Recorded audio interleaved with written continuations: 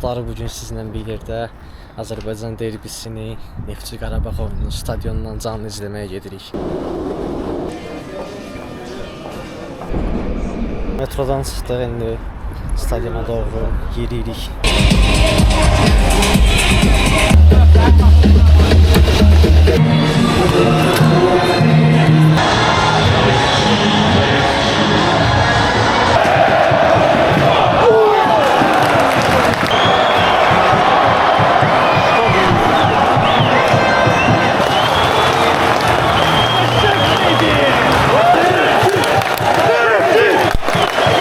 Dostlar, birinci hissə 3-1 hesabı ilə geridəyik. Çox təəssüf ki, ümid edirik ikinci hissədə geri dönüş eləyərik. Çox çətin olsa da.